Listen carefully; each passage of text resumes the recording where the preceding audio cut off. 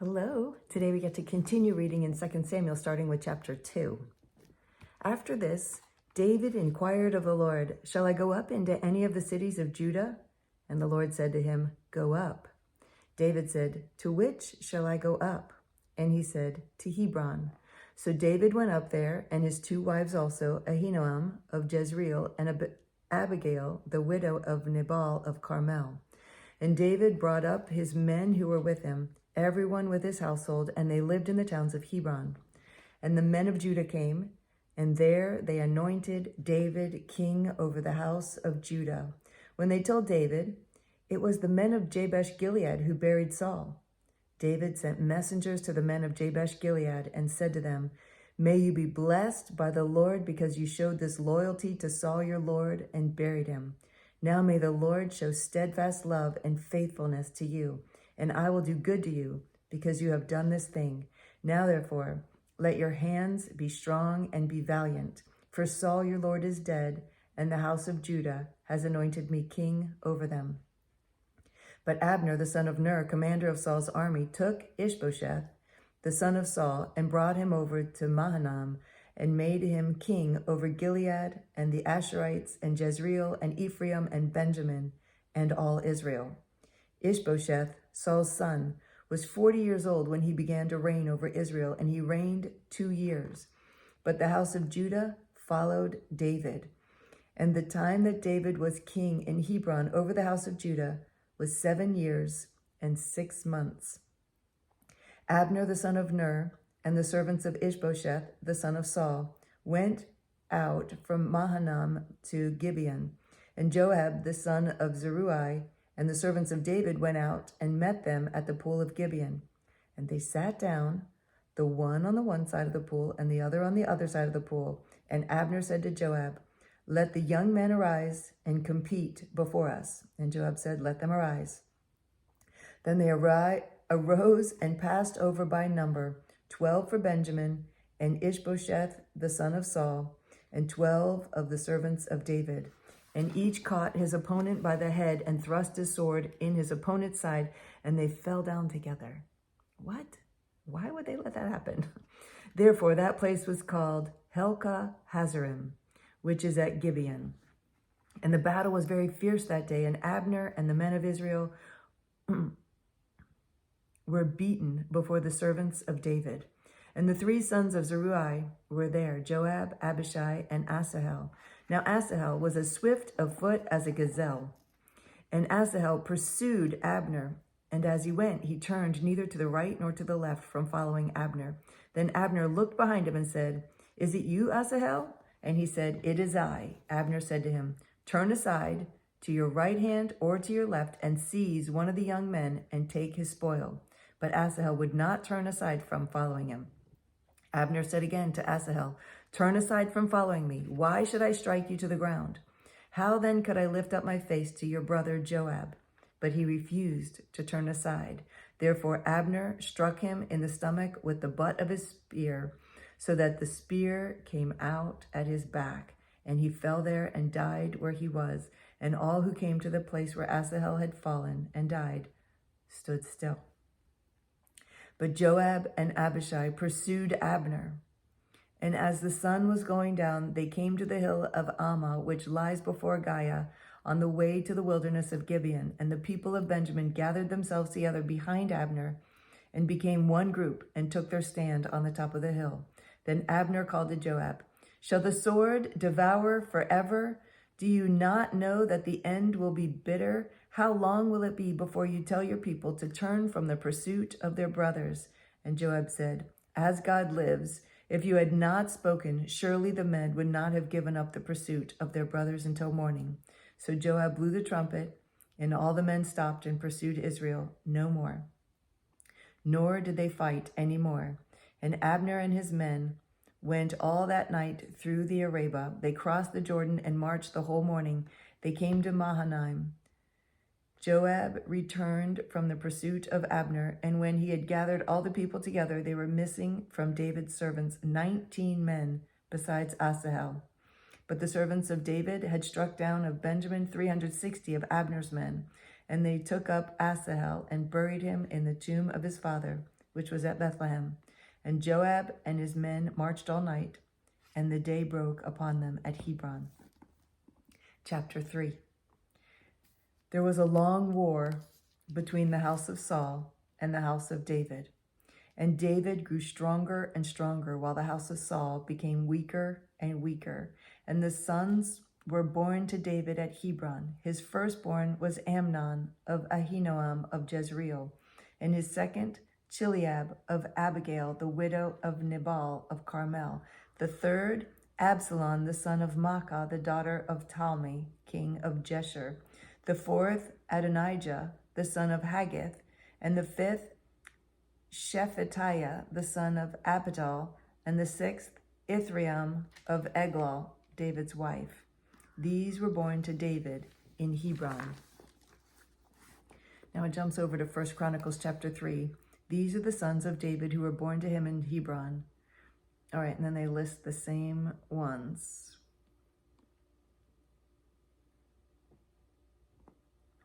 And then 1 Chronicles continues and says, he reigned 30 years in Jerusalem. These were born to him in Jerusalem: Shimeah, Shobab, Nathan, Solomon, 4 by Bathshua, the daughter of Amiel. Then Ibhar, Elishama, Eliphalet, Nogah, Nepheg, Japhiah, Elishama, Eliada, and Ephelet, 9. All these were David's sons, besides the sons of the concubines, and Tamar was their sister. 2 Samuel chapter 3, verse 6 through 39. While there was war between the house of Saul and the house of David, Abner was making himself strong in the house of Saul. Now Saul had a concubine whose name was Rizpah, the daughter of Aiah. And Ishbosheth said to Abner, why have you gone into my father's concubine? Then Abner was very angry over the words of Ishbosheth and said, am I a dog's head of Judah?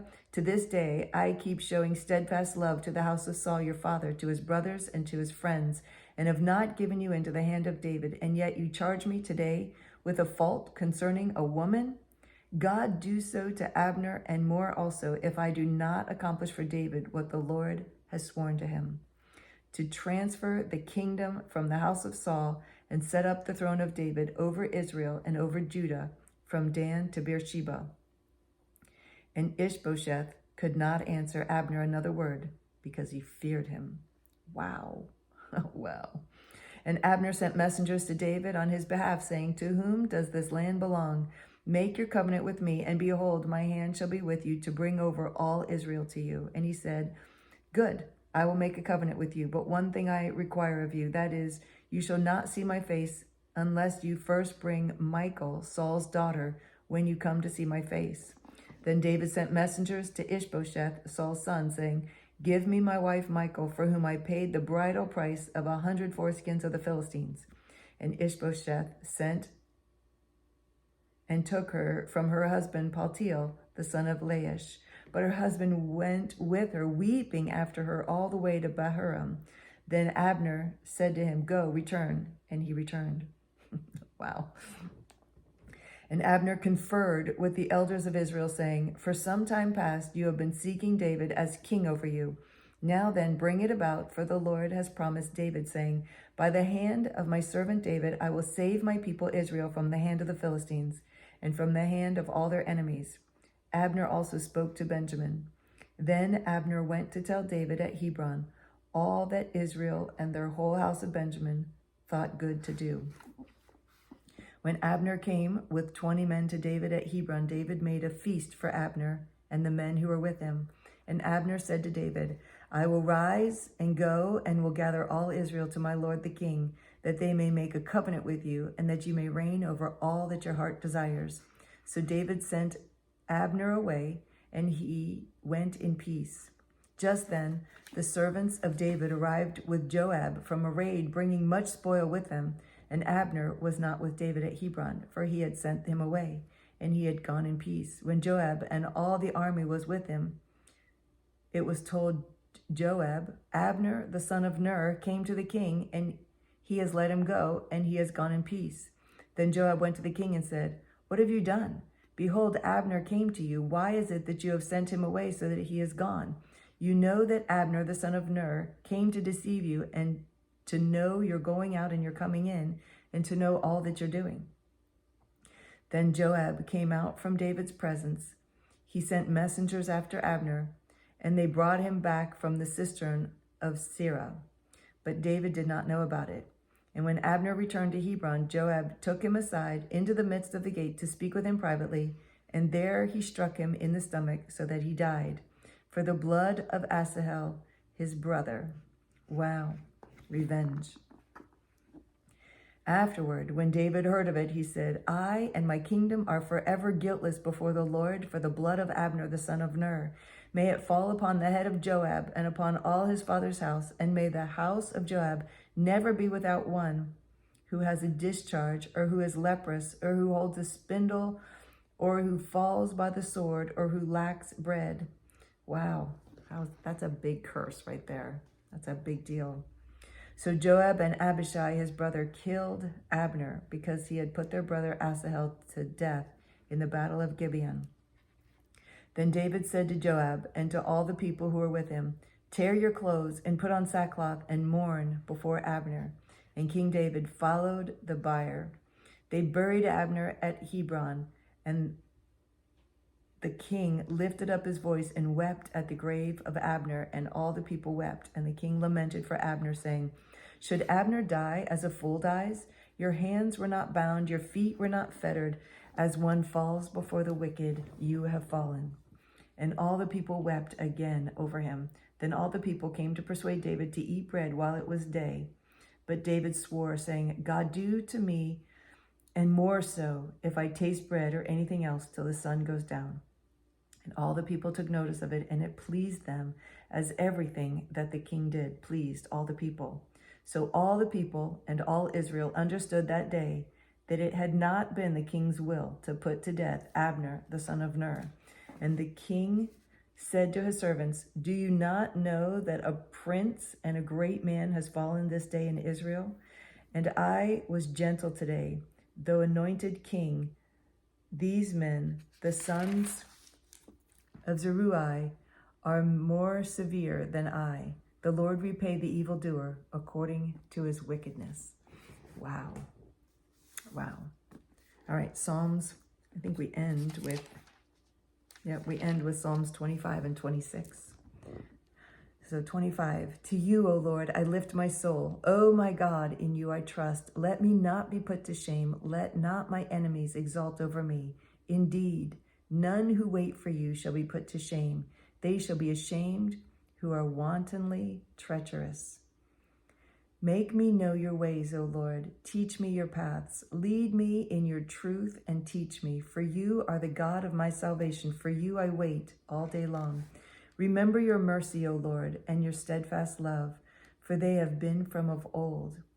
Remember not the sins of my youth or my transgressions. According to your steadfast love, remember me for the sake of your goodness, O Lord.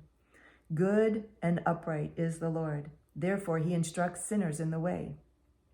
He leads the humble in what is right and teaches the humble his way.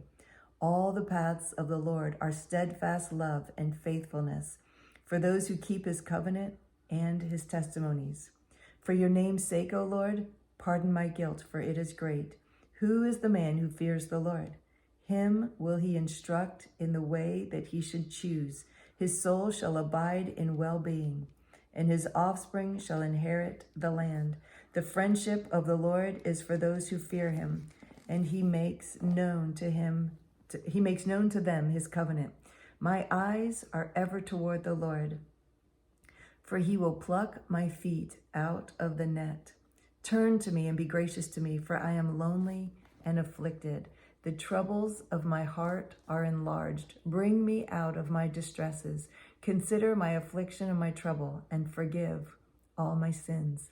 Consider how many are my foes, and with what violent hatred they hate me. O guard my soul and deliver me.